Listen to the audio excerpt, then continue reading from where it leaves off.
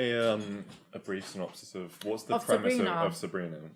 So Sabrina the Teenage Witch, which is the original. Yeah, that's what I heard. It's just about Sabrina who goes to live with her two aunts because her parents died, and it turns out that her mom and dad, I think it was her father who was the warlock. They're called warlocks, aren't they? He was like a high up warlock. Okay.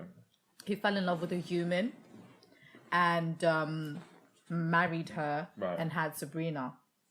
But then they got killed. I never knew this story.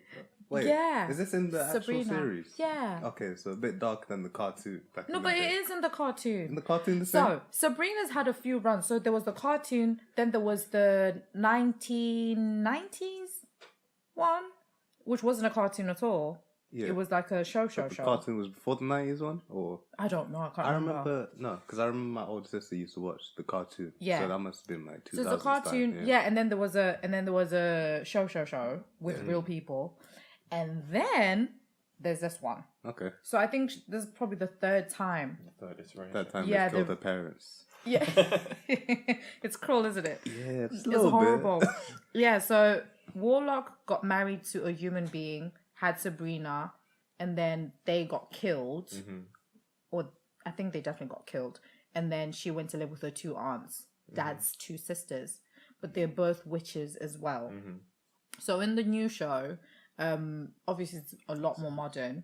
She falls in love with a boy. She has a very normal life, but obviously she's also a witch. So, and the family run a funeral parlor, which I find very fitting. Do you know what I mean? Yeah. And I think as she turns 16, there's this pressure for her to go to witch school full time. It's like a boarding school, but like, I don't know if you guys are ever going to watch it. So spoiler alert though. Skip ahead if you don't want to. Oh yeah, we're going to find out. But basically we find out that she's the devil's child. What the fuck? That's a wild spoiler. It is. So, she's the spawn of Satan. Yes, she is Lucifer's child. And she actually is supposed to take over from Lucifer. Oh, so she's meant to be the new devil. The new actual, but like Sabrina, you know. Sabrina. But what I find most interesting is I'm so interested in shows like this, right? Like supernatural shows.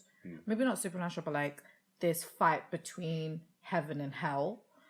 Classic good and evil. Right. Sort of vibe, yeah. And sometimes it's never that dark, but this family, they're so deep into it. They don't say praise God. They say praise hail Satan.